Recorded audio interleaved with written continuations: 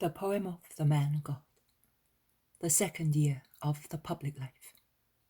Chapter 155, Cure of the Little Roman Girl at Caesarea, 5th of May, 1945. Jesus says, "Little John, come with me, as I have to make you write a lesson for the consecrated people of the present time. Watch and write." Jesus is still at Caesarea on Sea. He is no longer in the same square as yesterday, but further inland, from where the harbour and ships can still be seen. There are many warehouses and shops, and as on the ground, in this open space, there are mats with various kinds of goods.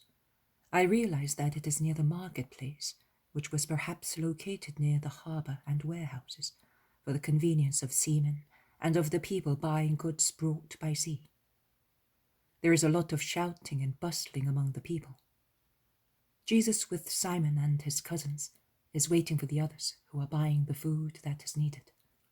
Some children look curiously at Jesus, who caresses them lovingly while speaking to his apostles. Jesus says, "I am sorry to see dissatisfaction because I approach the Gentiles.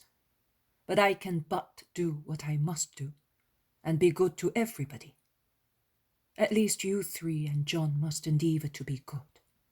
The others will follow you and imitate you." How can one be good to everybody? After all, they despise and oppress us. They do not understand us. They are full of vices, says James of Alphaeus apologetically. How can one do that? Are you happy that you were born of Alphaeus and Mary? Of course I am. Why do you ask me? And if God had asked you before you were conceived, would you have chosen to be born of them? Certainly, but I do not understand. If instead you were born of a Gentile, and you heard someone accuse you of wanting to be born of a heathen father, what would you have said? I would have said, "It is no fault of mine. I was born of him, but I might have been born of someone else." I would have said, "You are unfair in accusing me. If I do no harm, why do you hate me?" Exactly. Also these people, whom you despise because they are pagans, can say the same. It is no merit of yours if you were born of Alphaeus, a true Israelite. You can only thank the Eternal Father, who granted you a great gift. And out of gratitude and humility, you can endeavour to take the true God to those who did not receive such a gift. One must be good. It is difficult to love those whom we do not know. No, it is not. Look, you little fellow, come here. A little boy about 8 years old, who is playing in a corner with two other little lads, comes near Jesus. He's a strong boy, with very dark hair and a fair complexion. Who are you? I am Lucius, Caius Lucius of Caius Marius, a Roman, the son of the decurion of the guards, who remained here after he was wounded. And who are those? They are Isaac and Toby, but we must not say, because they are not allowed to play with us. The Jews would hit them. Why? Because they are Jews and I am a Roman. They are forbidden to associate with us. But you are playing with them. Why? Because we are fond of one another. We always play together dice or jumping, but we have to hide. And would you love me? I am a Jew too, and I am not a boy. Just imagine, I am a master, something like a priest. What do I care? If you love me, I will love you, and I love you because you love me. How do you know? Because you are good. Who is good, loves. There you are, my friends. That is the secret to love, to be good. Then you love without considering to which faith other people belong. And Jesus, holding little Caius Lucius by the hand, goes and caresses the little Jewish children, who are frightened and hide in a passageway, and he says to them, "Good children are angels. Angels have one fatherland only, paradise. They have only one religion, the religion of the one God. They have only one temple, the heart of God. Like little angels, always love each other." But if they see us, they will hit us. Jesus shakes his head sadly but does not reply. A tall, shapely woman calls Lucius, who leaves Jesus saying, "My mother!" and shouts to the woman, "I have a big friend. He's a master." The woman does not go away with her son. On the contrary, she comes near Jesus and asks him, "Hail, are you the Galilean who spoke at the harbour yesterday?" "Yes, I am." "Wait for me, then I'll be back in a moment." And she goes away with her little son. In the meantime, the other apostles who have arrived, with the exception of Matthew and John, they ask, "Who was she?" "A Roman, I think," reply Peter and the others. "What does she want?" "She told us to wait here. We shall soon find out." Some people have come near them in the meantime and are waiting curiously. The woman comes back with other Romans. "So you are the master?" asks one who looks like a servant of a rich family. After receiving an answer in the affirmative, he asks, "Would it upset you if you had to cure the little daughter of one of Claudia's friends? The child is choking to death, and the doctor does not know the cause of it. She was all right last night. This morning she's in agony. Let us go." They take a few steps along the street towards the place where they were yesterday, and they arrive at a wide open main entrance of a house where Romans appear to be living. "Just a moment." The man rushes in and almost immediately looks out again and says, "Come in." But before Jesus can go in, a young ladylike woman comes out. Her extremely pitiful state is very obvious. She's holding in her arms a little child, only a few months old, completely inert, livid with suffocation. I would say that she is suffering from a lethal diphtheria and is about to breathe her last. The woman clings to Jesus' chest like a shipwrecked person to a rock. Her tears prevent her from speaking. Jesus takes the baby, whose very pale, tiny hands with nails, already blue, are shaken by fits, and lifts her up. Her little head hangs down motionless. The mother, no longer a proud Roman in front of a Jew, has fallen at Jesus' feet in the dust, sobbing, her face raised, her hair disheveled, pulling at Jesus' tunic and mantle with her outstretched arms. Behind and round her there are Romans of the household and Jewish women of the town, looking at her. Jesus wets his right hand forefinger with saliva, puts it into the little panting mouth, pressing it down the throat. The child writhes and becomes darker in the face. The mother cries, Don't! And she writhes as if she were pierced by a blade. The people are holding their breath. Jesus pulls his finger out with a mass of putrid membranes. The child writhes no longer, cries for a few seconds, then calms down and smiles innocently, shaking her hands and moving her lips like a little bird that chirps, flapping his little wings while wanting to be fed. Take her, woman, feed her. She is cured. The mother is so bewildered that she takes the child and, still kneeling in the dust, she kisses and caresses her and breastfeeds her. She seems to be out of her wits, as if she had forgotten everything except a child.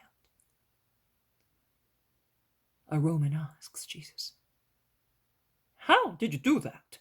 I am the proconsul's doctor, and I am clever. I tried to remove the obstruction, but it was far too down. But you so..." "You are clever, but the true God is not with you. May he be blessed. Goodbye." And Jesus is about to go away. But a small group of Israelites feel they should interfere. "Why did you take the liberty of approaching foreigners? They are corrupted and unclean, and whoever approaches them becomes such." They are 3, and Jesus stares at them severely, and then says, "Are you not Haggai, the man from Azotus, who came here last Tishri to negotiate business with the merchant at the foundation of the old fountain? And are you not Joseph of Ramah, who came here to consult the Roman doctor?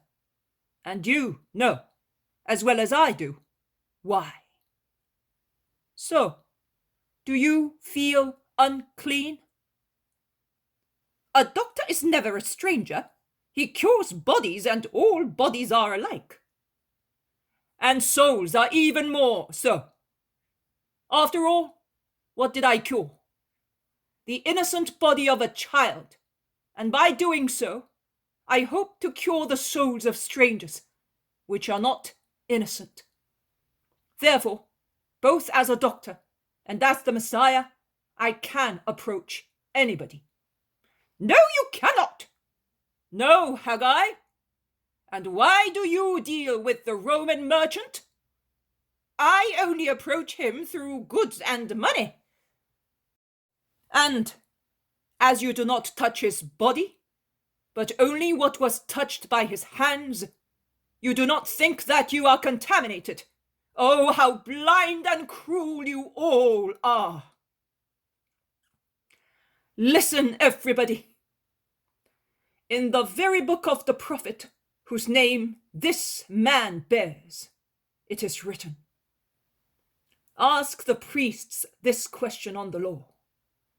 If a man carries consecrated meat in the fold of his gown, and with this fold touches bread, broth, wine, or food of any kind, does such food become holy?' The priests answered, 'No, it does not.' Haggai then said, 'If a man made unclean by contact with a corpse touches any of this, does it become unclean?' The priests said, 'Yes, it does.' By means of such shifty, false, inconstant behavior, you bar and condemn good, and accept only what is profitable to you. Then there is no more indignation, no disgust, no horror. Provided no personal detriment is caused to you, you decide whether a thing is clean or unclean, whether it makes one clean or not. And how can you, liars as you are, state that what has been sanctified by contact with holy flesh or some holy thing does not make holy what it touches, and what has touched an unclean thing can make unclean what it touches? Do you not realize that you are belying yourselves, false ministers of a law of truth, exploiters of that very same law, which you twist as if it were a hempen rope, when you are anxious to profit by it, you hypocritical Pharisees? Under religious pretexts, you give vent to your human envious malice, entirely human. You desecrators of what belongs to God, revilers and enemies of the messenger of God.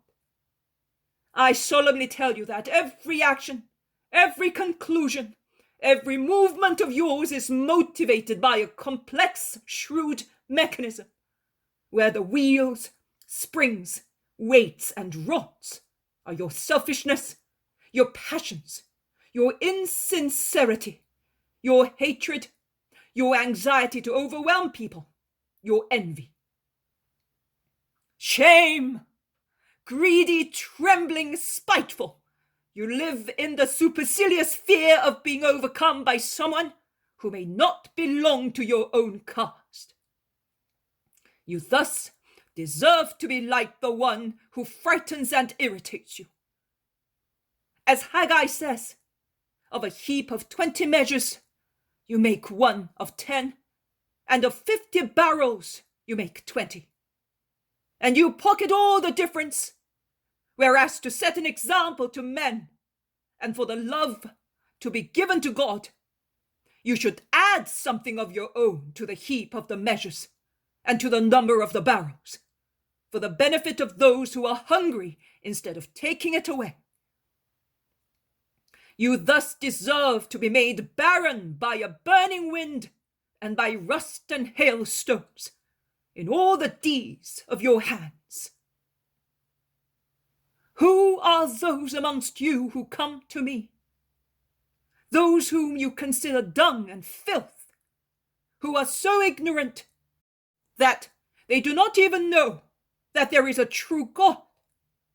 They come to the one who brings them that God, who is present in his deeds and in his words. You instead have built a niche for yourselves, and you stay in there, as arid and cold as idols, awaiting incense and worship. And since you consider yourselves gods, you deem it useless to think of the true God, as one should think of him. And you consider dangerous that other people, who are not like you, should dare what you do not dare. In fact, you cannot dare, because you are idols and servants of the idol. But he who dares can do it, because not he, but God works in him. Go, tell those who sent you to spy on me that I disdain merchants who do not feel contaminated if they sell goods or their fatherland or the temple to those from whom they receive money. Tell them that I feel disgusted at the brutes who worship only their own flesh and blood, for the recovery of which they do not consider the contact with a foreign doctor to be contaminating. Tell them that the measure is the same for everybody, and that there are not two measures. Tell them that I, the Messiah, the just, admirable counselor, upon whom the Spirit of the Lord shall rest with his 7 gifts, who will not judge by what appears to the eyes, but by the secrets of hearts, who will not condemn according to what his ears hear, but by the spiritual voices he will hear in every man, who will side with the humble and judge the poor with righteousness, the one who I am, because that is who I am, is already judging and smiting those who on the earth are nothing but earth. And the breath of my lip will slay the wicked and destroy their dens, but will be life and light, freedom and peace, for those who desirous of justice and faith will come to my holy mountain, to be sated with the science of the Lord. That is Isaiah, is it not? My people, everything comes from Adam, and Adam comes from my Father. Everything is therefore the work of the Father, and it is my duty to gather all men together for the Father.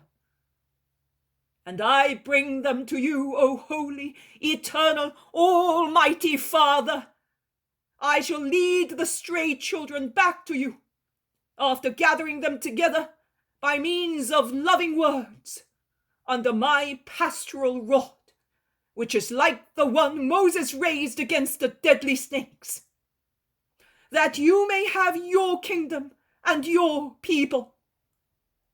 And I make no difference because in the depths of all men, I see something that shines brighter than fire, a soul, a spark of your eternal brightness. O my eternal desire, O my untiring will. This is what I want and what I crave for, that the whole earth may sing your name, that mankind may call you Father, a redemption that will save everybody, a fortified will that will make every man obedient to your will, an eternal triumph that will fill paradise with an everlasting Hosanna. O multitudes of heaven, behold, I see the smile of God, and that is the reward, compensating all human harshness. The three men have fled in the hail of reproaches. All the others, both Romans and Jews, are gaping. The Roman woman with a child, who has sucked her fill and is sleeping peacefully in her lap, is still where she was, almost at Jesus' feet, weeping, overwhelmed by maternal joy and spiritual emotion. Many are moved to tears by the last words of Jesus, who seems to be flashing with glory in his ecstasy. And Jesus, lowering his eyes and returning with his spirit from heaven back to the earth, sees the crowd and the mother, and passing by, after waving goodbye to everybody, he caresses her lightly, blessing her for her faith. And he walks away with his disciples, while the crowds, still amazed, remain where they are. The young Roman woman, unless it is a casual resemblance, is one of the Roman women who were with Joanna of Cusa on the way to Calvary. As no one here calls her by a name, I am not sure.